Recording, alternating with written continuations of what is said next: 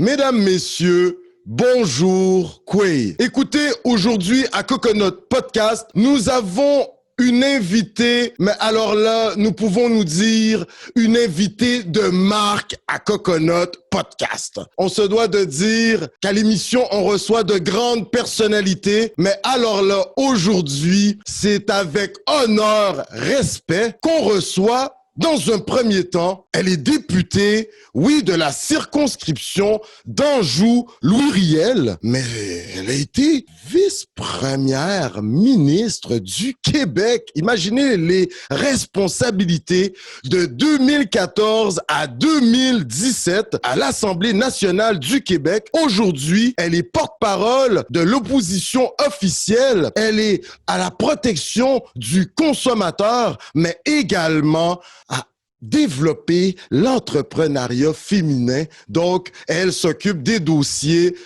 d'entrepreneuriat chez la gente féminine. Messieurs, dames, c'est avec un immense plaisir que nous accueillons celle qui est considérée comme étant une batailleuse. Étant à l'Assemblée nationale depuis 2002, elle en est à son 5e mandat, si nos recherches sont bonnes. Accueillons, elle garde le titre à vie, la vice-première ministre du Québec de 2014 à 2017, Madame Lise Thériault, messieurs, dames.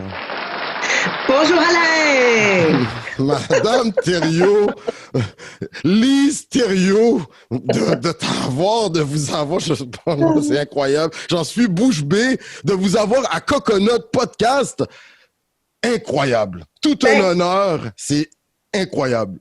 Mais je dois vous dire que mon ami Marois Risky y est pour vraiment beaucoup. Marois m'a dit, Lise, il faut vraiment que tu dises oui à Alain Joseph quand il va appeler. Tu vas avoir du fun, tu vas t'amuser, vas-y. Puis en plus de ça, l'émission de Noël. Comment aurais-je pu dire non? Quel beau cadeau que vous me faites, hein? Parce que vous pensez que c'est un cadeau que je fais à vos auditeurs. Non, non, non, non. Vous me faites le cadeau de Noël de pouvoir être avec vous aujourd'hui. Et je vais en profiter pour souhaiter joyeux Noël à tous les auditeurs de Coconut Podcast. Super. Ben écoutez, pour tout le travail que vous avez fait pour l'avancement du Québec, écoutez, tout l'honneur est pour nous et surtout, vous avez occupé les plus hautes fonctions qu'on peut avoir dans la province. Je vous manque première ministre, là. Hein? Donc, écoutez, pour nous, tout l'honneur est celui de vous avoir et surtout de vous avoir invité. Marois Risky, vous savez, c'est cette députée qui a été reconnue par la presse comme étant très au-devant de la scène, qui défend ses dossiers avec une certaine fougue. Vous faites partie un peu là, de ces députés qu'on va apprendre à connaître, mais Marois Risky, je pense qu'elle s'est inspirée énormément de Madame Lise Thériault, puis aujourd'hui, ben, ça lui sert bien dans l'arène politique. Merci d'avoir accepté notre invitation. Et comme on demande à tous nos invités, Madame la députée, comment ça va en ces temps de pandémie, crise sanitaire? Comment ça s'est orchestré sur le plan personnel dans un premier temps? Et sur le plan professionnel, comment vous avez réussi à rejoindre vos commettants, vos électeurs? On vous écoute. Oui, ben je vous dirais que je pense que c'est probablement les moments le plus sombre que le Québec a pu vivre de par le type de pandémie qui nous est tombé dessus sans que personne s'y attende. C'est sûr que nous, ici au bureau de comté, au début, on a fait comme tout le monde, on a dit on cesse les opérations.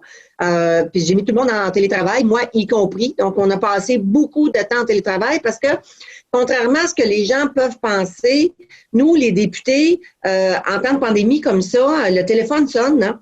Il a fallu s'organiser assez rapidement parce que toute la vie normale arrêtait au complet. Puis quand tu as une vie associative qui est très forte, les clubs d'âge d'or qui font des activités, les banques alimentaires, les services d'aide communautaire, les services auprès des aînés, tout a été arrêté du jour au lendemain. Donc, évidemment, c'est pas parce qu'on arrête les activités qu'on arrête les besoins, là. Au contraire. Donc, il a fallu s'organiser pour aider notre banque alimentaire qui, au départ, faisait 150, 200 paniers. Ils ont doublé assez rapidement. Ça a augmenté beaucoup.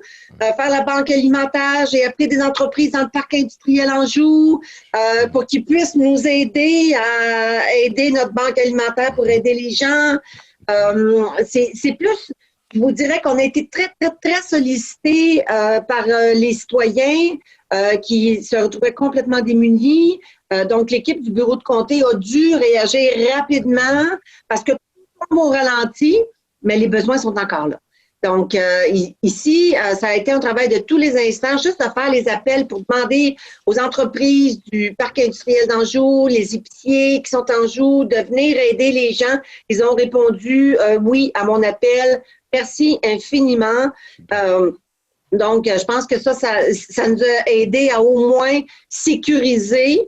Parce que c'est pas évident, mais c'est sûr que quand le député a l'appel, puis quand elle s'appelle Lise Capio, puis qu'elle était vice-premier ministre, ben des fois, ça l'aide. Honnêtement, ça l'aide. Donc, les gens, ils ont été de manière générale très généreux. Puis c'est ça. Moi, j'avais hâte que les activités repartent juste pour qu'on puisse au moins être en mesure d'aider les gens. Donc, ça a été fait parfaitement. Moi, bien évidemment, côté personnel, comment on le prend, c'est on s'assure qu'on tout le monde a Zoom, qu'on puisse faire des FaceTime, qu'on puisse se parler par Messenger pour être capable de garder lien avec les gens. Je pense que c'est le contact humain qui était le plus difficile parce que quand tu es tout seul dans ta maison, là, moi, j'ai été chercher ma soeur. J'ai dit à ma soeur, viens-t'en, ma soeur, viens rester avec moi. Viens-t'en, on va être deux.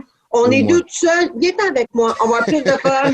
On a bien mangé. Ma soeur m'a donné un coup de main. On s'est payé des bonnes bouffes. Mais ma soeur m'a dit, mon Dieu, elle dit, à la fin de ma journée, quand j'avais fini, parce que je faisais beaucoup de téléphone, elle disait, ah, j'avais assez hâte que tu arrêtes de parler, là. Ça n'a pas de bon sens. Tu as parlé toute la journée. Toute la journée, tu n'as pas arrêté. Mais elle dit, je me rends compte, elle dit, à quel point tu travailles fort puis tu te démènes pour aider les gens qui ont vraiment besoin. Donc, je dirais que est-ce que j'ai hâte que ce soit terminé? Oui. Est-ce que j'ai hâte que tout le monde soit vacciné? Oui. Parce que là, on est en mesure d'aider. On a doublé nos budgets de soutien à l'action bénévole. Là, on est sur le point de tripler. Okay. Donc, on va pouvoir avoir d'autres montants d'argent pour aider les organismes les plus démunis.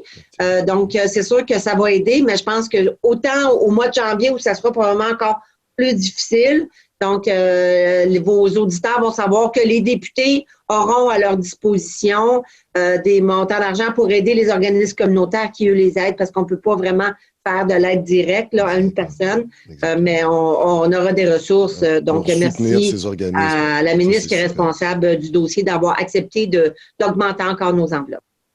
C'est incroyable de voir, vous êtes de la formation politique du Parti libéral.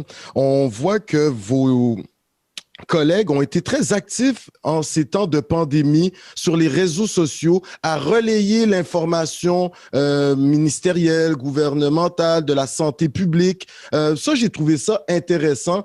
En deux mots, votre expérience sur les réseaux sociaux, c'est assurément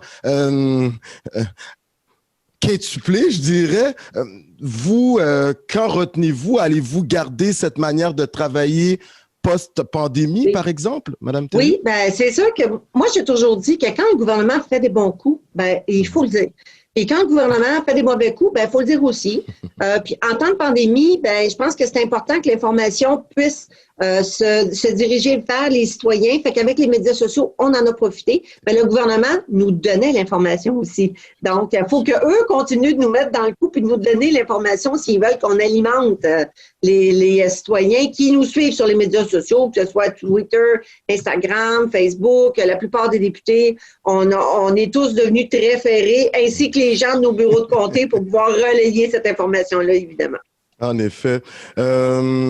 Madame Thériault, en ces temps de pandémie, on a vu également plusieurs députés travailler ensemble. Il y a eu, en quelque sorte, on a mis on a mis de côté un peu les velléités, un peu les petits combats de coq là, qu'on peut avoir à l'Assemblée nationale. Et on sent que différents députés, surtout de la gente féminine, entre autres Mme Risky, se sont mis avec Mme Yvon, je pense, d'autres, afin de porter des projets qui seraient vraiment porteur pour l'ensemble de la société québécoise. Cette nouvelle façon de faire, vous qui avez occupé les fonctions de vice-première ministre du Québec, en êtes-vous fier de voir que finalement, bon, les gens commencent à vouloir se parler davantage en laissant un peu là, les couleurs politiques de côté? Moi, j'aimerais vous entendre là-dedans sur cette nouvelle façon transpartisane de travailler. Ben, je vous dirais que la manière transpartisane de travailler a toujours existé. Quand on regarde le comité qui s'est penché sur ces questions d'itinérance, à l'époque, c'était Jeff Kelly qui présidait le comité. Le Mourir dans la dignité, c'est la même chose. C'est un comité transpartisan qui avait été initié par le Parti libéral du Québec. Et lorsqu'on regarde, la plupart du temps, dans les commissions, 85% des projets de loi sont adoptés sans qu'il y ait d'opposition. On bonifie. On travaille avec le gouvernement. C'est sûr que avec la pandémie, ça l'a mis de l'avant certaines différentes problématiques importantes. La violence faite aux femmes, les problèmes de santé mentale, tout ce qui touche les enfants, autisme. Donc, il y a la possibilité de faire les choses d'une manière différente. Mais comme le comité sur les violences faites aux femmes, c'est un comité qui existait avant la pandémie. La pandémie n'a fait qu'accélérer le travail pour qu'on puisse peut-être mettre plus en évidence même, mais je pense que à partir du moment où tous les élus sont capables de travailler ensemble, c'est une manière différente de faire de la politique et on devrait le faire plus souvent, de mettre de côté la partisanerie. Vous savez, c'est sûr que les ministres veulent garder les bons coups pour eux. Ils sont pas habitués beaucoup de dire, ben, c'est grâce à mes collègues. Mais c'est correct. Quand c'était nous autres qui étaient là, c'était pareil. Tu sais, c'est comme, c'est mon bon coup. Mais je pense que ça avance beaucoup plus vite quand on travaille tous en équipe et les gens aiment voir ça. Fait qu'on soit opposition ou qu'on soit au niveau du pouvoir, on gagne à aller chercher l'adhésion des gens. Puis un ministre qui va chercher l'adhésion de ses collègues des oppositions, c'est un très bon ministre, je peux vous dire ça. Excellent. Et durant cette pandémie également, très récemment, votre parti, Madame Thériault, a fait la demande au gouvernement afin d'avoir accès au directeur de la santé publique, M. Arruda, parce qu'il sentait qu'il manquait une petite affaire de transparence. Donc, cette demande a été acquise, n'est-ce pas? Oui, absolument. Dominique Anglade a eu l'occasion de poser des questions avec Marie Montpetit et ma collègue Monique Sauvé. Donc, ils ont posé des questions. Puis c'est sûr que pour nous, vous savez, il faut toujours se poser la question, c'est sur la base de quoi on prend les décisions. Est-ce que c'est une base de santé publique? Est-ce que c'est une base de science? Est-ce que c'est une base de précaution? Ou c'est une décision bêtement politique? Donc, c'est sûr que pour nous, c'était le questionnement qu'on avait. Et c'est sûr que tu peux te poser la question. Vous savez, M. Arruda qui nous a dit au début de la pandémie, ben non, le masque, c'est pas nécessaire. Mais finalement, ben oui, c'est sûr que ça protège. Puis on a remis la porte d'entente, puis on l'a mis pareil. Fait que c'est sûr qu'on peut se poser la question par rapport aux purificateurs d'air dans les écoles qui ne veulent pas. Mais pourquoi pas prendre de chance? Pourquoi pas le faire s'il y a des parents qui sont prêts à payer? Puis il y a une fondation comme Jasmin Roy était prête à le faire, alors qu'ailleurs dans le monde, dont en Allemagne, ben, ils le font. Donc, on ne peut pas juste prendre l'Allemagne à moitié en exemple, peut-être prendre les bons coups, y compris les assainisseurs d'air pour les écoles. Quand on regarde que les enfants sont là, c'est là que se fait la transmission communautaire. Moi, j'ai une de mes collaboratrices, c'est sa fille qui l'a pris, puis toute la famille l'a eu, puis elle a été en télétravail, malheureusement, pendant 5 semaines de chez elle, parce qu'elle l'a eu elle aussi, puis on ne voulait pas l'avoir, vous comprenez? Donc, mais ça se transmet par les enfants. Fait que c'est sûr que moi, je pense que trop fort casse pas. Puis si on peut mettre plus de mesures pour faire attention, pour protéger mieux notre monde, ben c'est correct aussi. C'est ça qu'il faut faire. C'est ça. Bon, excellent, excellent. Hey, on sent que notre député d'Anjou, Louis Riel, est d'attaque, est d'aplomb, en tout cas. Un matin, ben, comme d'hab, là, notre député est en forme. J'aime ça. Ben là, on va apprendre à connaître Lise Thériault. Pour ceux qui n'auraient pas eu la chance de voir entre 2014 et 2017 notre vice-première ministre, mais depuis 2002, elle siège à l'Assemblée nationale. Donc, je pense que tout le Québec a déjà vu Mme Thériault. Maintenant, on va apprendre à vous connaître. Alors, on sait que Mme Thériault, elle est la troisième de 5 enfants.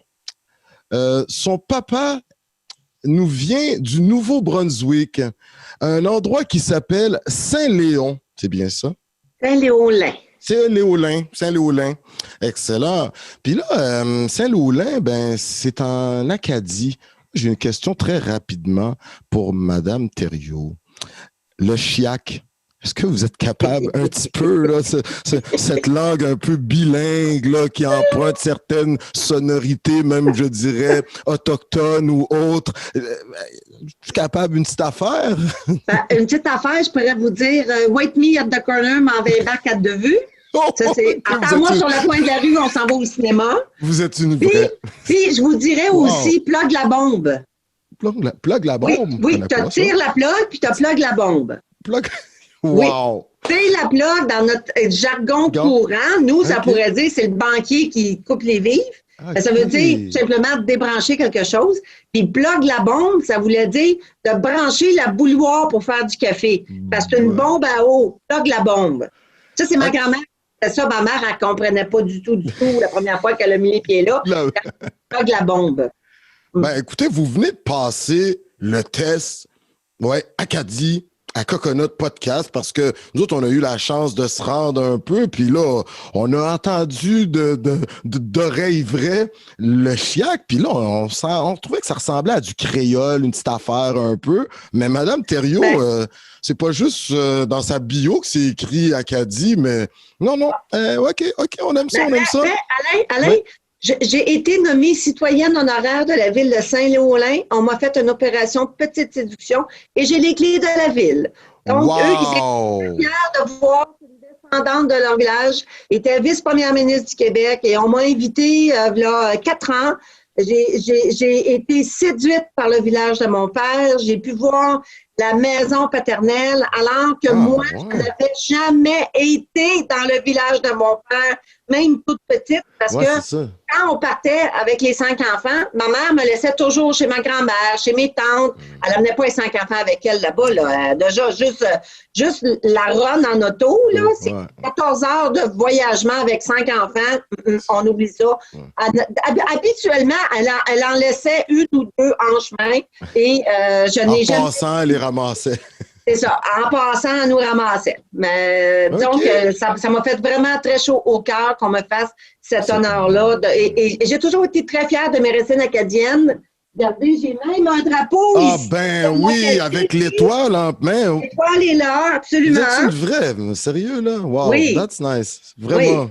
Moi, en tout cas, j'ai une sensibilité pour les diversités, entre autres francophones, l'histoire de notre Québec et tout, du Canada, et de voir que votre drapeau acadien est pas trop loin. Ouais. OK, c'est bon. Vous pensez, tu sais, on coche, nous autres, là. Ouais, jusque-là, c'est bon.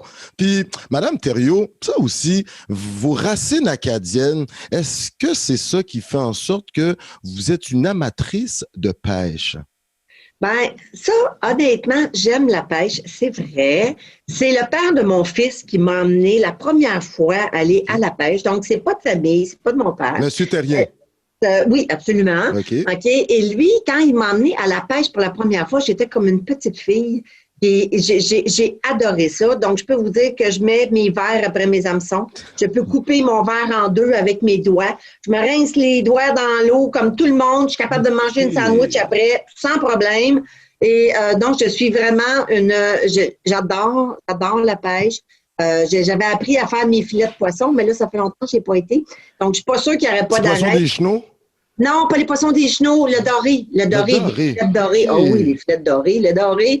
Et j'adore le doré parce que le doré, lui, quand il vient manger ton verre, c'est comme s'il tête.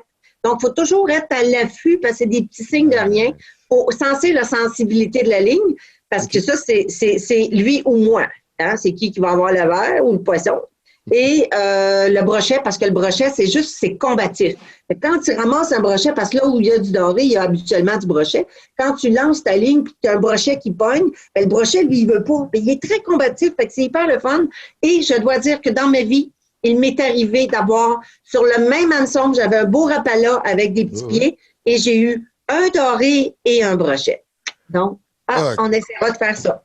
OK, ben moi, là, je commence à comprendre davantage notre députée, vice-première ministre, porte-parole en ce qui a trait à la protection du consommateur et dans l'entrepreneuriat féminin.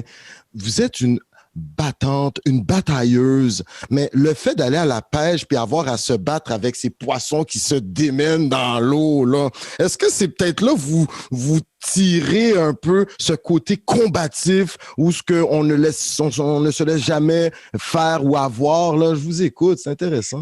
Ben, je vous dirais que ça, peut-être que je dois ce trait de caractère-là à ma grand-mère, qui, elle, est une Downing, donc une Irlandaise, du côté de mon père. Et c'est probablement de là que je sais la couleur de mes yeux aussi, parce que j'ai un teint de blonde, bien que je sois brune dans la vie et non pas blonde. Ben, on va être déjà ma grand-mère, elle était très combative. Donc, j'ai probablement tiré ce trait de caractère-là, puis je vous dirais, pour ceux qui trouvent des fois que je suis très prompte, c'est probablement les racines irlandaises qui fait qu'il y a un petit peu de spontanéité très intense chez moi à quelques occasions, oui. Est-ce que mon caractère combatif est tiré de là? Probablement.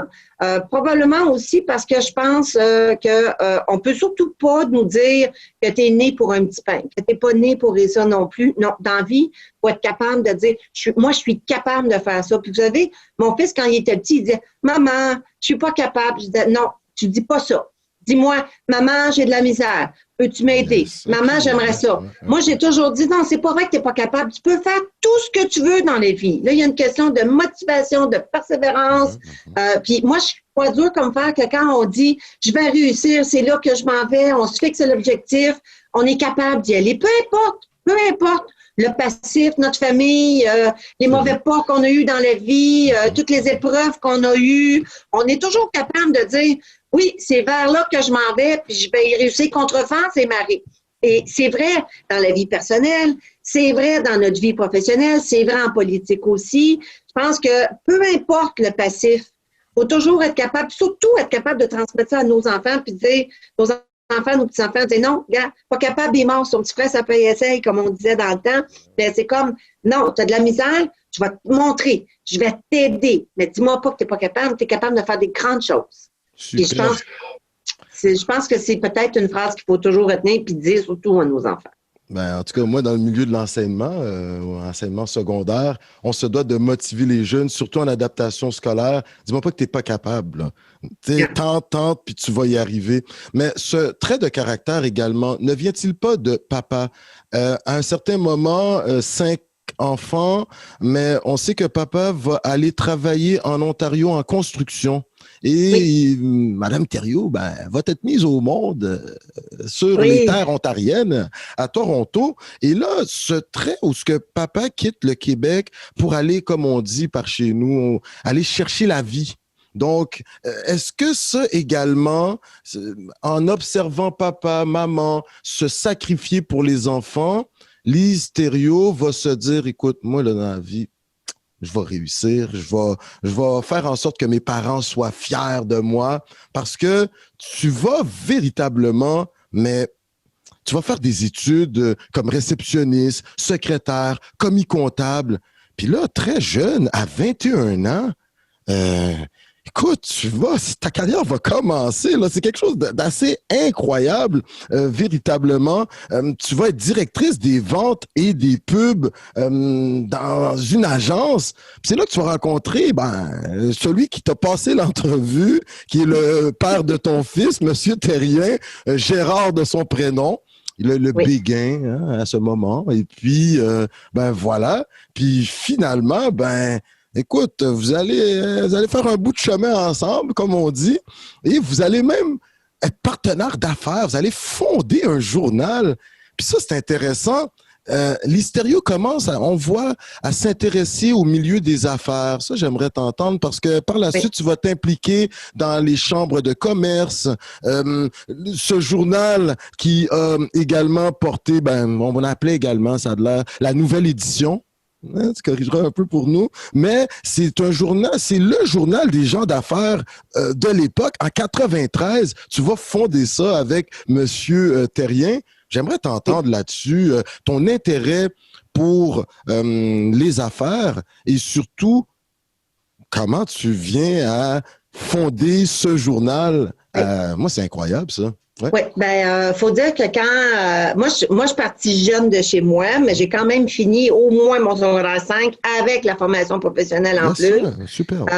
Puis j'ai pas de formation collégiale, j'ai pas de formation universitaire. Je me suis faite à l'Université de Lévis. Ça m'empêche pas d'avoir fait tout ce que j'ai fait. Mais pourquoi? Là, avec la détermination, hein? Incroyable. La persévérance aussi, évidemment.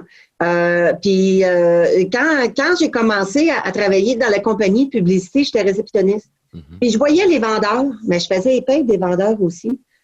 C'était deux mondes différents, là. Hein? Ma petite paye des années 80 puis la paye des vendeurs qui faisait des 5, 600, 700, 800, 1000 $ et plus par semaine. Donc, assez rapidement, j'ai dit, j'aimerais ça l'essayer. Ça a l'air que vous allez devenir une des meilleure vendeuse à ce moment-là. Oui, c'est incroyable, ça. Oui. Puis j'ai pas de honte à dire qu'à 21 ans, j'étais directrice des ventes, puis le père de mon fils, qui était mon chum, mais aussi mon boss, voulait pas que je sois directrice des ventes à 21 ans, il me trouvait trop jeune. J'ai embauché une fille à qui j'ai montré comment faire. Elle était tellement bonne qu'il n'a pas eu le choix de me donner le titre parce que je l'avais formée, elle était aussi bonne que moi. Puis j'étais, malgré le fait que je formais des vendeurs, j'étais la meilleure vendeuse aussi. En plus. C'est sûr que quand tu formes le monde, puis, sur 12 mois, là, on faisait des concours de vente. J'avais une équipe de vendeurs, j'avais jusqu'à 15-20 vendeurs sous mes ordres avec qui je travaillais. Puis je trouvais le moyen de m'occuper des vendeurs puis d'aller chercher les 9 mois sur 12 meilleurs vendeurs du mois. Fait que parce que j'étais vraiment bonne. Puis par la suite, quand la compagnie a fermé, le père de mon fils, lui, voulait partir un journal. Il va travailler au Journal des Affaires. Et évidemment, quand tu es un top vendeur, tu as besoin de ça dans ton équipe. J'ai dit, oui, mais moi, je veux pas travailler pour toi, je vais travailler avec toi. Et on va s'associer, mon chéri. Super! Donc, je me suis associée à mon chéri. Je me suis associée à mon chéri. Et là, avec le journal, évidemment, que c'est un journal de gens d'affaires, l'implication au niveau des chambres de commerce, le réseau des femmes d'affaires, chambres de commerce. Vous allez remporter un prix en 2001, prix femmes d'affaires. Ça, c'est quand même une des premières distinctions que Mme Thériault va recevoir. Oui. Dans la même année, j'ai eu femme d'affaires socialement engagée au Québec et jeune personne d'affaires socialement engagée aussi avec la jeune chambre de commerce du Montréal Métro dans 6 mois parce que j'étais vraiment très engagée. Mais je dois dire qu'honnêtement, quand j'étais jeune, moi, j'ai fait le mouvement scout. OK? J'ai été animatrice. J'ai été guide et j'ai été trois doigts. Pour les scouts. Oui. Les scouts, 3 doigts. Ça, c'est les louveteaux, les Jeannettes. Et ça, c'est les guides. Les Jeannettes, c'était les filles. En Haïti, il y avait ça aussi. Ouais. C'est ça. Dans le temps, c'était les filles. Maintenant, c'est des unités mixtes. Fait que moi, j'ai fait le mouvement comme jeune et très, très rapidement, j'ai fait de l'animation. J'avais pas 16 ans, j'étais aide animatrice. J'ai fait le cuistot dans le camp de mon frère. Puis, j'étais arrivée comme aide animatrice parce que je connaissais toutes les chansons, j'avais fait les guides. J'ai fait de l'animation louveteau jusqu'à temps que j'accouche de mon fils à 24 ans. Okay. Donc, j'avais fait beaucoup de bénévolat. Fait avec le journal, l'implication sociale, j'ai continué à faire du bénévolat. Mais j'ai pas juste fait les chambres de commerce, je faisais des levées de fonds pour des écoles défavorisées, au lot des œufs, du lait, des oranges. Ça, c'est assez drôle parce que à l'époque, Diane Lemieux était députée et ministre du Parti québécois. Et moi, je ne faisais pas de politique. Et elle m'avait demandé de lui donner un coup de main. Et tous les députés, les CLSC, ils voulaient faire du financement. Oui, Bourgette, c'est juste au sud d'Anjou. Okay. Donc, ils voulaient faire du financement. Et à l'époque, le CLSC, Olivier Guibon, était son CLSC. Et je l'avais aidé sur la campagne de financement. Et j'étais coprésidente avec elle. Et nous sommes le CLSC qui a terminé premier au Québec pour la campagne des œufs, du lait, des oranges. Donc, opération Holo. Donc, j'ai toujours toujours travaillé avec les politiciens, même quand j'étais en affaires, parce que j'avais un journal d'affaires, parce que les politiciens sont là, font partie de notre vie, sont assez impliqués. Donc, je voyais la politique quand même de loin, mais avec le journal d'affaires, il y avait un incontournable, c'était l'implication pour faire partie de la communauté, pour aller connaître les gens. Comment tu peux faire ton travail correctement si tu les connais pas? C'est la même chose que quand tu t'impliques dans un syndicat, quand tu t'impliques dans une activité bénévole avec les enfants ou peu importe, il faut que tu t'impliques. Et moi, j'ai toujours donné généreusement à ma communauté. Donc, voilà pourquoi j'ai fait autant de bénévolat, que ce soit le réseau des femmes d'affaires. À l'époque, il y avait des régions et il y avait une région pour Montréal, mais c'est parce qu'aller faire un petit déjeuner à 7h30 au centre-ville, là, quand tu pars de l'Est de Montréal, moi, je prenais jamais ma voiture, il fallait que je prenne le métro. Anjou, c'était un peu compliqué quand tu voulais te rendre au métro, c'était un peu long. Oui, c'est ça. Puis là, évidemment, je peux-tu vous dire que quand ça prend 1h30 pour aller déjeuner au centre-ville, il faut que tu te lèves aux petites heures du matin. Fait que j'ai dit, ça prend quoi pour partir un chapitre dans l'Est de Montréal? Vous l'avez Ils ont dit 100 membres. J'ai fondé le chapitre dans l'Est, ça prenait 100 membres. J'ai dit, parfait. Fait que là, moi, je connaissais des femmes d'affaires, évidemment. J'ai été chercher mon réseau, on a fait des activités, faisait des petits déjeuners le matin dans l'Est. En 6 mois, on a monté ça à 100 membres et on a pu fonder le réseau pour l'Est de Montréal. Et là, évidemment, à la Chambre de commerce, quand ils m'ont vu aller avec le réseau des femmes d'affaires, ils ont dit, on va lui offrir un poste sur notre conseil d'administration. Donc, et c'est ça qui est arrivé. Fait qu'on a pu travailler comme ensemble plutôt que de travailler en opposition. J'ai quand même été administrateur pendant presque 10 ans de la Chambre de commerce de l'Est avant de partir en politique. C'est ça, parce que l'Est a toujours été très important pour Madame Thériault.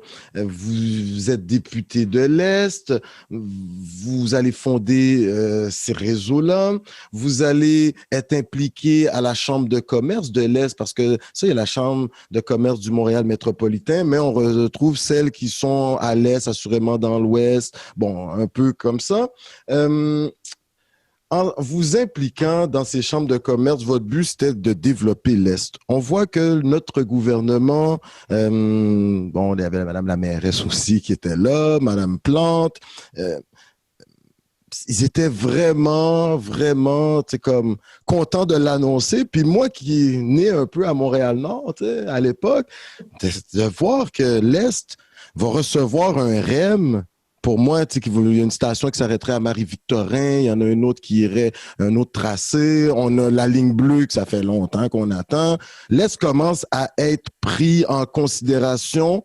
Vous qui avez milité, qui êtes encore député là, de ce coin de pays qu'on peut dire, vos réactions à ce développement du transport en commun dans l'Est? Est-ce que c'est pas des choses que le Parti libéral avait déjà planché dessus, puis aujourd'hui, ça se retrouve que c'est la CAQ qui l'annonce? On vous écoute, Madame Thériault. Je vous dirais qu'au départ, il y avait quand même le train de banlieue, hein. Faut pas oublier ça non plus. Donc, le train de banlieue a été fait que passer au nord, qui est une réalisation du gouvernement. Le pont de la 25, c'est une réalisation d'un gouvernement libéral aussi, même s'il est en partenariat public-privé. Tout ce qui se fait, le prolongement de la ligne bleue jusqu'à Anjou, ça a été annoncé par nous. Bureaux de projet ont été mis sur pied par nous. Donc, bravo au gouvernement de pouvoir continuer là où on était. Le REM, évidemment, ne sera pas en fonction avant 2029. Fait que c'est quand même dans 9 ans, des retards 10 ans. C'est quand même une bonne nouvelle parce que c'est sûr que l'Est, ça n'arrête pas en Anjou, hein.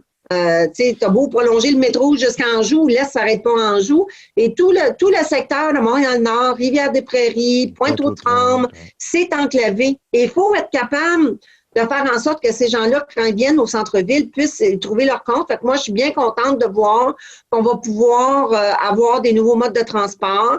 C'est des projets qui coûtent cher, c'est beaucoup d'argent, c'est vrai. Mais oui, c'est quand même 10 milliards. Par contre, je pense que pour faire rouler l'économie, c'est important. Je pense qu'au sortir de la crise de la COVID, c'est des emplois qui vont être là. Je veux juste vous rappeler que quand il y a eu la crise, à l'époque, M. Charest disait, nous, on a investi massivement, on a doublé les budgets dans les écoles, dans nos hôpitaux, dans nos routes, on a doublé les budgets justement pour faire face à la crise parce que tout le monde disait quand la construction va, tout va. Et partout au Canada, en Ontario, il y avait des problèmes. On a créé tous les emplois qu'on devait faire. Et c'est la construction qui a fait la différence. La crise de 2008, c'est ça. OK? Fait que c'est vraiment les investissements en construction qui ont fait la différence. Donc, c'était pas concentré qu'à Montréal, c'était partout au Québec pour faire travailler tout le monde. J'espère juste qu'il n'y aura pas une surchauffe dans l'industrie de la construction parce qu'il commence à y avoir des pénuries de main-d'œuvre importantes. Parce que quand il y a une surchauffe, ça fait monter les coûts aussi. Il faut faire attention à ça. Dépassement. Évidemment, il y aura de la surveillance d'attribution de contrats, ce que l'opposition va faire comme on fait bien, évidemment. Mais je pense que c'est un bon projet parce que pour les gens de Montréal-Nord, pour les gens de Rivière-des-Prairies et de Pointe-aux-Trembles, ben, je pense que c'est important de désenclaver et de donner un accès rapide, oui. Superbe. Écoutez, très rapidement, en 2002, vous êtes élu, vous êtes à l'opposition. Par la suite, on sait que le PLQ vous pressentait parce que vous étiez très en vue, femme d'affaires dans les réseaux d'affaires. Vous connaissiez Madame Lemieux, Madame Harel, mais finalement, c'est le Parti libéral qui va remporter la mise. En 2005, vous allez accéder au pouvoir. Alors là, ça, c'est incroyable. Moi, c'est à partir de ce moment-là que je découvre Madame Thériault. Vous êtes ministre, vous allez être ministre de l'Immigration et des communautés culturelles. J'aimerais vous entendre, votre passage à ce ministère, Madame Thériault. Quand retenez-vous, quand vous voyez Monsieur Jolin Barrette, lorsqu'il y était, arriver des fois avec un peu ses gros sabots, si on peut dire ça ainsi. Je vous écoute, Madame Thériault.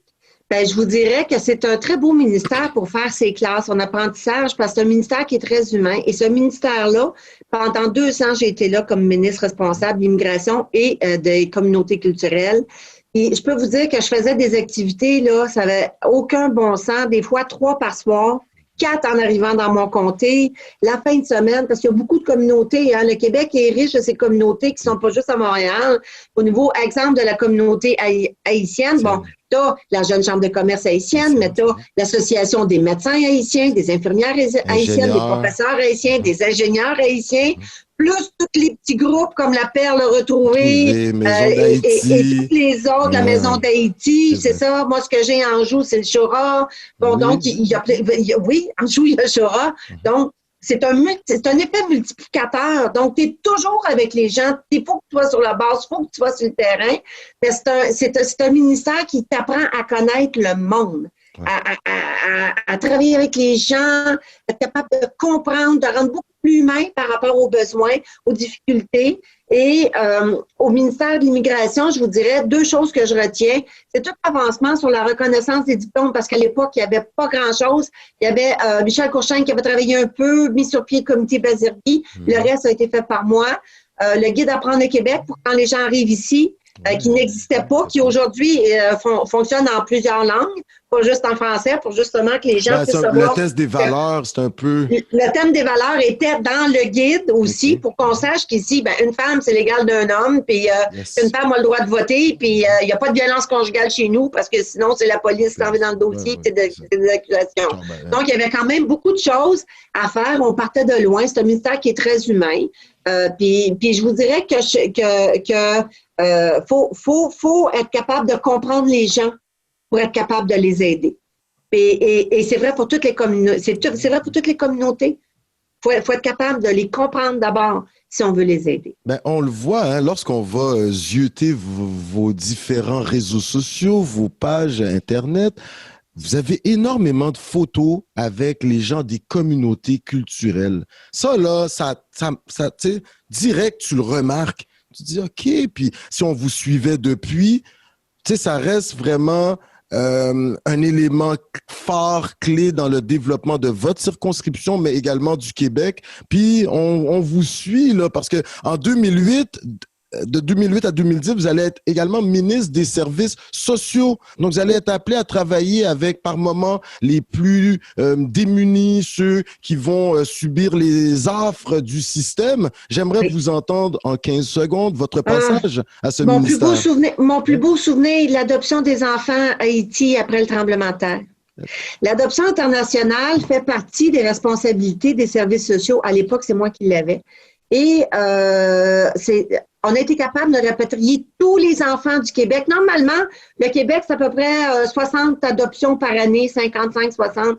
dans 5 semaines, on a répatrié 132 ou 134 enfants en 5 semaines. C'était extraordinaire. Pourquoi? Parce que le Québec avait des liens privilégiés avec les ambassadeurs, avec le consul Jean-Casimir à l'époque, avec mon collègue qui est maintenant député fédéral, l'ancien député de Viau, Emmanuel Dubourg. Donc, on a fait un travail extraordinaire pour être capable de récupérer tous nos enfants. Et honnêtement, là, les enfants sont arrivés à la fin complètement février, début mars. Puis, on est obligé de faire une procédure spéciale pour reconnaître les enfants. Parce que tous les documents qui venaient avec les enfants, il n'y en avait plus, ils avaient été détruits. Les juges étaient presque tous morts, donc ils ne pouvaient pas reconnaître que tel enfant, oui, il y avait un processus d'adoption, il n'y avait plus rien. Donc, on a été sur les dossiers qui avaient été montés par le Québec. On a fait une procédure spéciale. Vous savez, quand tu vas à l'international, les juges de la Chambre de la jeunesse, la Cour de la jeunesse, doivent approuver l'adoption. Donc, on a suspendu le pouvoir des juges. J'ai fait ça. Il y a deux lois au Québec qui ont fait ça. La loi des mesures de guerre et la loi pour les enfants d'adoption d'Haïti, où on a suspendu le pouvoir des juges, créé une procédure spéciale, et à partir du moment où tous les papiers étaient reçus, les enfants devenaient, les parents avaient les bons papiers pour que les enfants deviennent citoyens canadiens. Il y avait 1 an pour faire ça. Puis, moi, j'ai changé de ministère au mois d'août. Et quand j'ai changé de ministère au mois d'août, il manquait une signature. Tout avait été signé et c'est ma collègue qui a pris la place, qui a fait la dernière signature. Ben, c'est ce que je suis le plus fière parce que les enfants, on a pu les rapatrier. Moi, je peux vous dire que des fois, je reçois des messages, des cartes de Noël, des photos, parce que les gens sont capables de me retrouver. Moi, je ne suis pas capable de retrouver les gens. Parce que je n'ai pas gardé les coordonnées. Mais parce que je ne pouvais pas, évidemment, c'est l'information personnelle, je ne peux pas. Bien sûr. Mais je peux vous dire que dans mon comté, à l'époque, j'ai signé des lettres d'au moins 3 familles qui ont adopté des enfants qui venaient d'Haïti. Donc, ça, c'est si j'ai une réalisation la plus fière aux services sociaux, c'est celle-là. Incroyable ça, là, Madame Thériault. Votre formation politique, vous-même, votre bureau de comté, bureau à Québec, se gagne à faire à propre. Ben là, vous le faites, vous nous le partagez, donc nous, on le fait connaître, mais ça, c'était un de vos grands coups, là. Wow! Félicitations! Oui. Sérieux, là? Ouais. Sur le plan humain, c'est incroyable. Par la suite, vous passez au travail. Quand même, un ministère important, là, je vous dirais. En 2014, vous allez être à la sécurité publique. Par la suite, mais quand vous passez au travail, il y a quand même, je ne sais pas, une pénurie de main-d'œuvre au Québec. Quelles ont été un peu les analyses qui ont été faites en ce sens? J'aimerais vous entendre. Ouais, comparativement à ce que M. Jolin Barrette nous proposait il y a 1 an, quelques mois. Là. Quand j'étais ministre du Travail, ce qu'on a fait vraiment plus, c'est l'abolition du placement syndical dans l'industrie de la construction, parce qu'il y avait une mainmise du placement des employés sur les chantiers. C'est une problématique qui était là, puis c'est pas une problématique que j'ai inventée, là. On a mis sur pied un comité d'experts qui s'est penché sur la question, autant patronat que syndicat, avec des questions très précises, ils sont arrivés avec des recommandations. Là, sur certains chantiers en ce sens. C'est ça. Donc, il y avait beaucoup d'intimidation, travaillait pas qui veut, etc. Donc, il y avait des recommandations fortes. Autant le patronat que le syndicat étaient d'accord avec ce constat-là pour les experts qui sont des ex-syndicalistes, de syndicats de la construction en plus. Donc, il y avait une problématique. Puis, je peux même dire que ça remontait même au saccage de la baie James. Là. Il y a toujours eu des choses.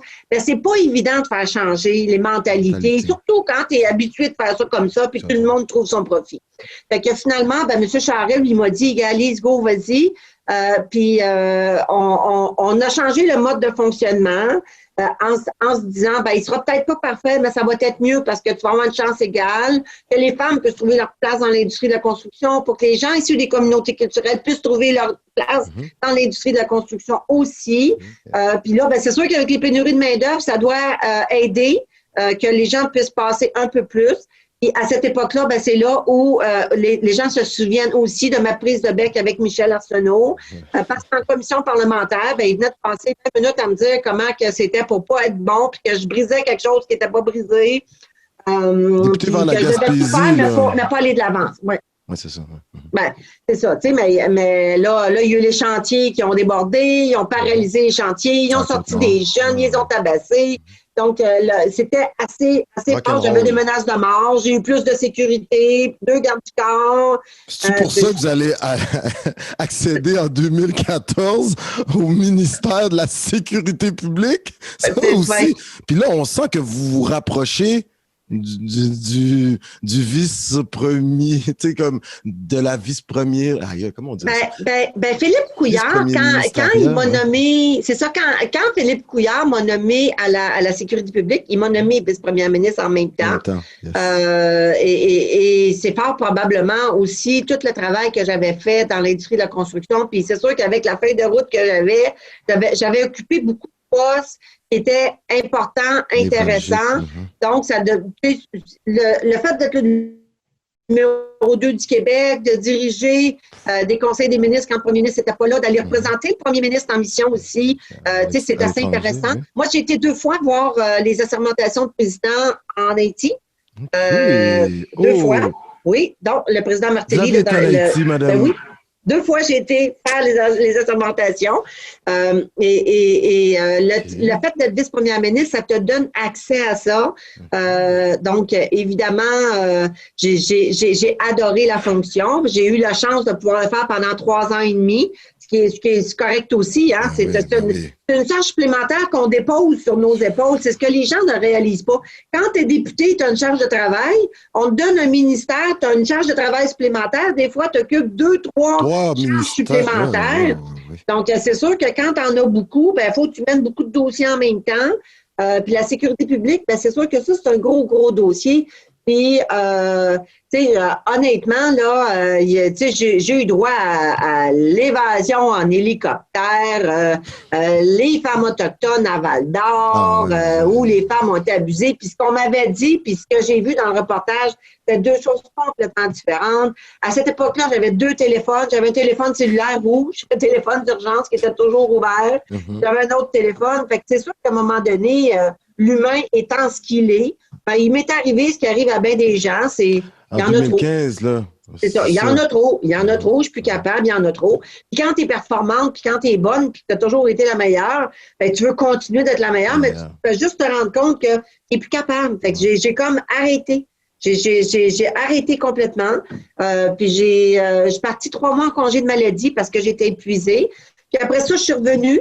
Et là, j'ai été à au développement économique régional, les PME, la condition féminine. Là, la condition féminine, il y a eu un moment donné où ce que... Controverse. Non, écoutez, là. Moi, là, j'ai dit, je ne suis pas de ce féminisme revanchard. Moi, les femmes qui attaquent les hommes pour être capables d'avancer, puis que les hommes sont toujours pas bons, toujours pas fins, c'est pas vrai. C'est pas ça aujourd'hui. Nous, là, les femmes, là, la vérité, c'est que les femmes, à l'ère de Jean Charest notamment, puis à l'ère de Philippe Couillard, si on a été capable de prendre notre place parce qu'il y avait des hommes qui croyaient en nous, qui nous ont donné la main, qui nous ont traités en égal, puis qui nous ont emmenés dans les cercles du pouvoir. J'ai toujours prétendu que pour que les femmes puissent avancer, elles doivent le faire de concert avec les hommes. Pas contre les hommes, avec les hommes. Donc, c'est très différent dans le type de leadership. Donc, évidemment, bon, est-ce que je suis féministe ou pas? Donnez la bonne définition au mot féministe. En tout cas, vous avez lutté pour l'égalité. Vous avez toujours, c'est ça, la justice sociale, l'égalité homme-femme, ça a été un beau dada. Oui, puis c'est une des raisons pour lesquelles que quand je suis arrivée à l'immigration, j'étais dans le réseau des femmes d'affaires pour que les femmes puissent prendre leur place au conseil d'administration. J'ai enlevé le mot femme, j'ai mis communauté culturelle. J'ai toujours travaillé pour que on puisse vivre dans une société égale, qu'on soit issu d'une communauté ou qu'on soit une femme. Et c'est sûr que, bon, c'est une petite controverse, mais qu'est-ce que vous voulez que je vous dise? Le féminisme revanchard, tel qu'il s'est pratiqué dans le temps, puis dire que les hommes sont des pas fins, non, jamais dans 100 ans. Mettre une femme pour mettre une femme, non. Mais une femme à compétence égale, oui, certainement. Pas de problème. Allons-y, poussons les plafonds de verre. Faisons de la place aux femmes, oui, mais pas de n'importe quelle manière. Surtout pas en se mettant les hommes à dos. Il faut que les hommes travaillent avec nous pour être capables de dire « Oui, t'es mon égal ». Moi, j'ai toujours dit, c'est pas derrière les grands hommes qu'il y a une femme. C'est au côté, pas en arrière, au côté. Puis je me suis toujours sentie comme ça quand j'étais en affaires avec mon conjoint, le père de mon fils. J'ai été 24 ans avec lui. Mais j'ai jamais été en arrière, j'ai toujours été à ses côtés. Ben, dès les débuts, hein, vous partiez du veux-tu travailler genre pour moi? Puis je dis non, je vais partir en affaires avec toi. Donc depuis Oui. là, vous mettiez un peu le point sur la table. Ça, c'est incroyable. Mais la condition des femmes également, vous allez défendre les aînés. On Oui. retrouve beaucoup, surtout dans les communautés culturelles, vous allez demander à ce que la Régie du logement crée une section Oui. spéciale afin de traiter tout dossier Oui. portant Oui, sur ben, les aînés.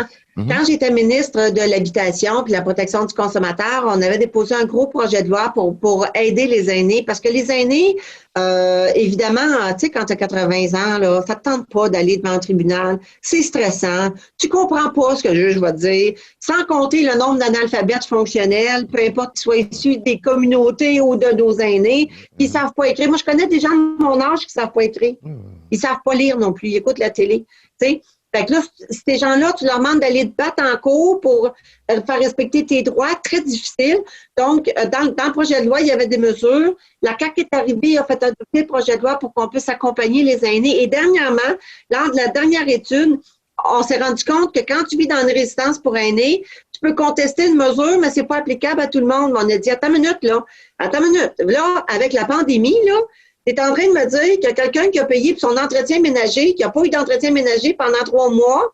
C'est normal qu'il paye et qu'on ne le rembourse pas, alors qu'en temps normal, il voudrait se faire payer. Fait qu'on a fait faire des modifications dans la loi. On a exigé ça pour que même si, mettons, que ne serait-ce qu'une dépense de câble, exemple, ça se peut que le câble lâche sur un étage seulement, pour que les gens puissent même intenter à l'aide d'une conférence préparatoire, là, qui puisse dire, ben moi, je veux le même recours. Fait que c'est pas un recours collectif, mais ça pourrait s'apparenter parce qu'un recours collectif, c'est pas à nous de faire ça, pas à la Régie du logement, mais pour permettre aux gens de s'unir et de défendre la même cause. Donc, quand le projet de loi sera adopté, les aînés du Québec pourront aller s'adresser au tribunal administratif du logement, faire des conférences préparatoires. Quand quelqu'un va avoir un gain de cause sur un service qui n'aura pas obtenu, qui était dans son bail ou quelque chose qui était justifié, ben, les gens pourront dire, ben moi aussi, j'ai eu ce problème-là. Donc, avant, on va pouvoir faciliter les recours pour les droits de tout le monde. Donc, ça, je suis très fière de ça. Puis c'est parce que, évidemment, l'expérience ministérielle, quand tu passes dans l'opposition, tu es en mesure de demander, tu dis, ben non, ben oui, ça se fait. C'est de la volonté politique, un coup rendu là. Puis nous, c'est sûr qu'on s'obstine avec le ministre, puis on a déposé des amendements, puis on va en déposer longtemps. Ça va être long. Et moi, je sais comment s'écrit les lois, n'oubliez pas ça. Là. Ça fait 18 ans, je suis au Parlement, 19 ans bientôt. Donc, je peux vous dire que quand on tient un morceau qu'on ne veut pas lâcher, on ne le lâche pas, puis le ministre faut qu'on fasse des amendements. Et dans ce cas-ci, ben, le président du tribunal administratif nous a entendus et est revenu avec un amendement qui est à notre satisfaction pour pouvoir permettre ce recours-là maintenant devant le tribunal du logement. Incroyable. Écoutez, on arrive vers la fin de l'entrevue. Là, on a quelques questions en rafale très rapidement. Dernièrement, on ouvrait les journaux et on voyait que certains journalistes laissaient présager que, bon, le temps était venu pour Mme Thériault peut-être de tirer sa révérence. Puis là, fallait lire ces articles-là. On regardait la réaction de Mme Thériault. Donc, vous êtes en train de me montrer une porte de sortie. Les journalistes essaient de trouver certains petits problèmes qu'il pourrait y avoir entre collègues ou autres. Mme Thériault est sortie sur la place publique et elle dit, écoutez, moi, je suis quand même assez jeune. Je suis d'aplomb, d'attaque. Mes commettants m'apprécient énormément. Moi, j'en ai encore à apporter au Québec. Votre réaction, là, est-ce que vous voyez, dû au fait que vous êtes arrivé assez jeune à l'Assemblée nationale, que vous y avez un certain temps, 5 mandats, vous avez occupé certaines fonctions, puis là, vous voyez certaines mauvaises langues, certains journalistes XY essaient plutôt de vous suggérer qu'il serait temps de passer à autre chose. Comment avez-vous réagi à ça, Mme Thériault? Ben, honnêtement, Alain, c'est 7 élections. que j'ai faites, et non pas 5, 7, parce qu'il y a eu, okay. Oui, parce que j'ai fait une partielle, puis il y a eu 2 gouvernements minoritaires. Donc, j'en ai gagné 7 en arrière de la cravate. 2, je vous dirais que dans ma formation politique, quand on prend toutes les catégories d'âge confondues, je suis dans le milieu. Je suis la parfaite milieu en plus de ça. Fait que, il y en a une gang qui est en haut de moi. Je vous dirais, prenez toutes les formations politiques confondues, particulièrement au gouvernement de la CAQ, puis regardez tous ceux qui sont en haut de 54, parce que je n'ai que 54 ans, malgré tout ce qu'on peut dire. Je vais avoir 55 bientôt, mais je n'ai que 54 ans. Donc, évidemment... Ça a l'air de 46, 47, Mme Thériault. Je me conserve bien. Vous avez eu un bon fond, vous avez de bons produits. À force de voyager, vous avez trouvé la source infinie. Il faut partager avec Coco notre podcast. Non, je ris. Le succès, c'est de rire dans la vie. Il faut rire à tous les jours. Je ris, j'aime la vie. Mais honnêtement, moi, je vous dirais, si je veux continuer, je peux encore continuer. Je suis encore trop jeune pour arrêter de travailler.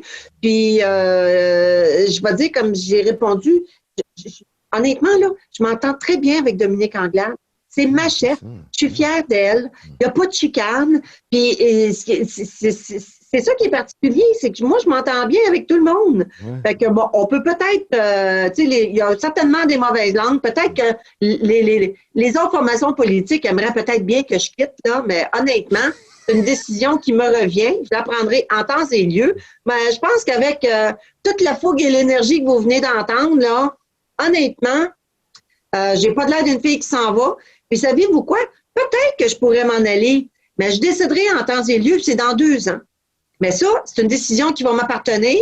Puis comme je dis, j'ai toujours dit ça à chacune des élections. Moi, je prépare la prochaine campagne électorale au lendemain de la dernière campagne. Fait que ça fait déjà 2 ans qu'on prépare, là. Pour ceux qui pensent qu'on travaille pas, on prépare quand même nos élections. Puis je vais prendre ma décision finale entre à peu près 6 mois avant, à peu près, si je me représente ou si je me représente pas. Mais je fais tout comme si je me représente. Je sais même pas ce que la vie va m'apporter dans 1 an et demi. Je sais pas avec la pandémie. Je sais pas ma situation maritale, si mon fils, si mon petit-fils. J'ai aucune idée. Fait que moi, là, pour le moment, j'aime ça. J'ai encore beaucoup de plaisir.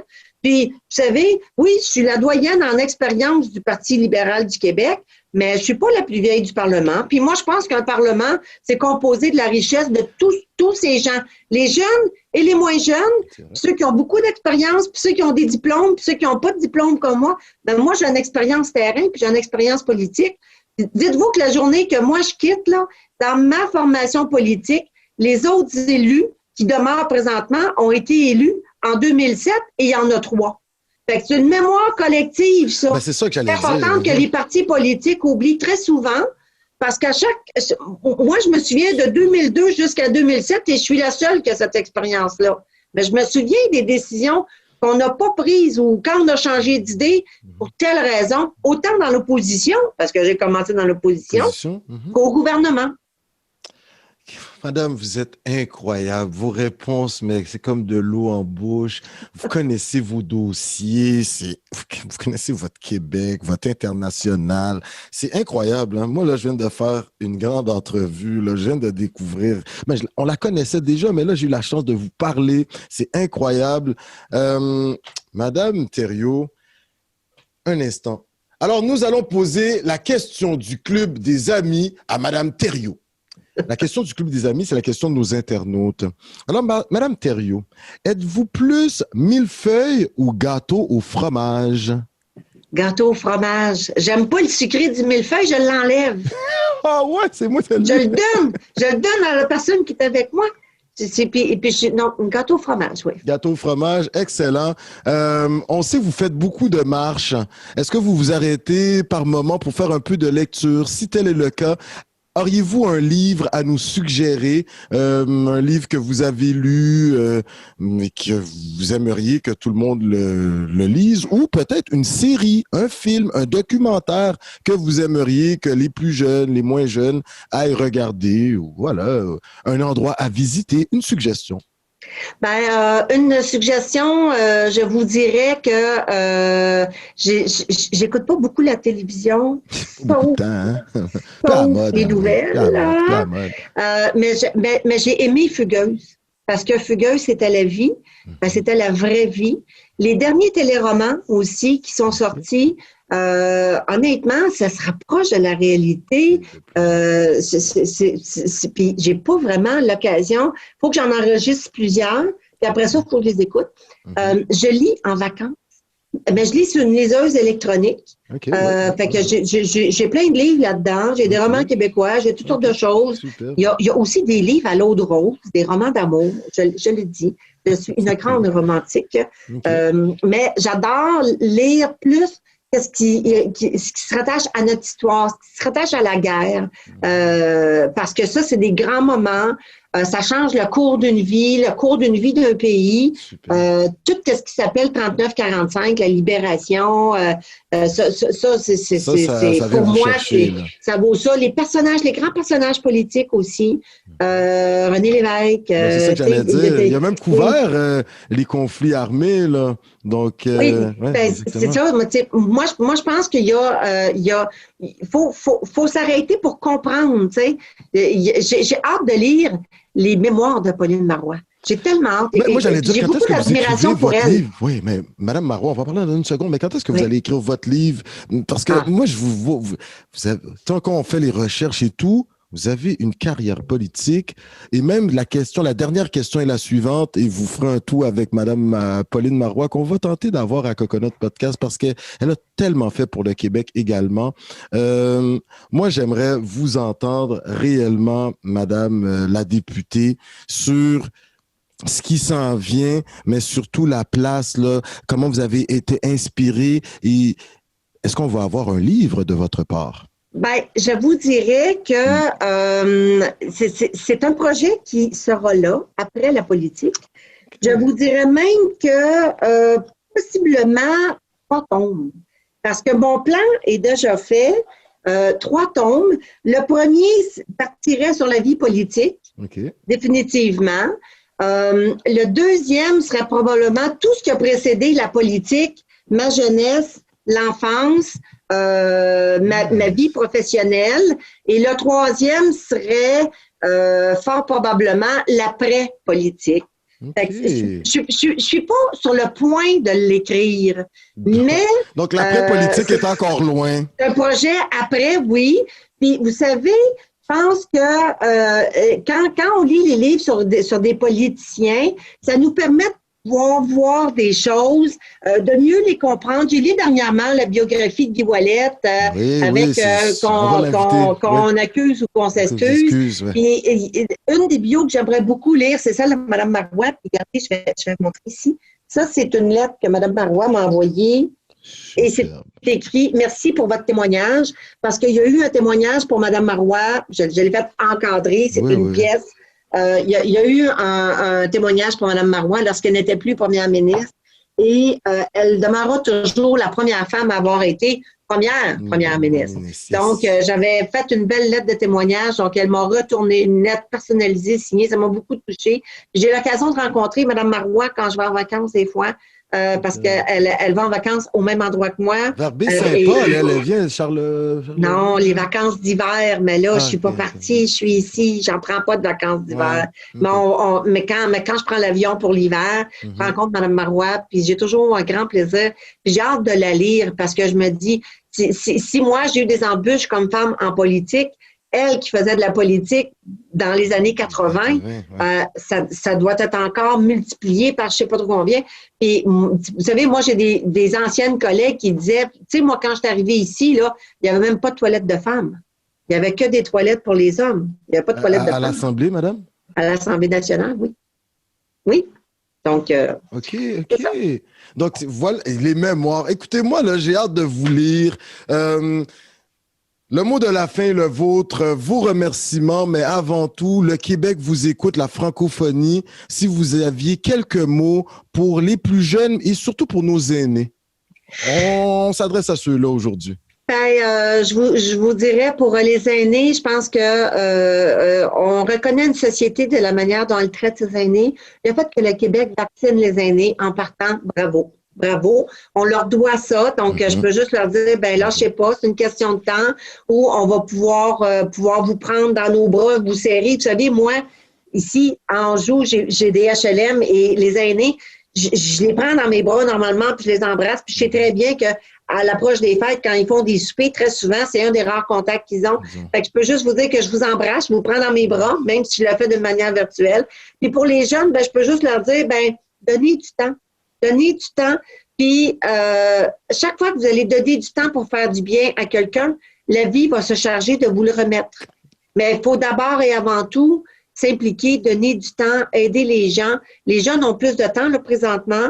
Puis je leur dirais à eux aussi de pas lâcher, de pas lâcher, parce que oui, je sais que c'est pas facile. Puis il risque d'avoir beaucoup de jeunes qui décrochent bientôt. Là, il y a des statistiques qui sont alarmantes et inquiétantes.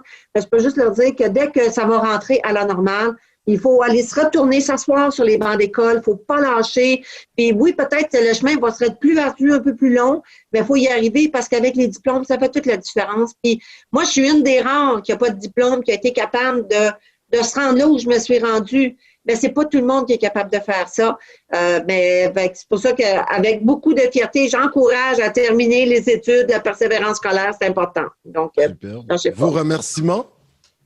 Mes remerciements à Coconut Podcast d'avoir pensé à m'inviter et à Marois Risky d'avoir pensé de me proposer. Écoute, on te dit un grand merci, toi qui as déjà foulé la terre des Taïnos, des Arawaks, Haïti, Hispaniola. Nous disons merci en pile, Madame la députée. Mais comme je dis si bien en langue autochtone, nos amis Inou nous disent Chinach Kumetin, nos amis algonquins nous disent Miigwech, et nos amis autochtones dans la région de Montréal nous disent Niawen. On vous dit merci, Madame la députée, vice-première ministre du Québec de 2014 à 2017. Le titre, il reste à vie. Alors, merci beaucoup. Messieurs, dames, nous étions avec la vice-première ministre du Québec de 2014 à 2017. Également, elle est aujourd'hui députée de la si belle circonscription d'Anjou-Louis-Riel. Une femme qui a contribué et qui continue à contribuer à l'avancement et au changement du Québec. Chapeau bas. Puis, un grand merci à Marois Risky, l'une des députées de l'heure au Québec. Comme on vous dit, merci d'avoir été avec nous en ce spécial du 25 décembre. On va vous souhaiter un joyeux Noël. Faites attention à vous. Appelez les personnes que vous savez qui sont seules. On s'enquiert de leurs nouvelles. Et surtout, on vous dit à la prochaine entrevue, même heure, même poste. Et comme j'aime bien dire en langue autochtone dans la région de Montréal, Niawen, merci, au revoir.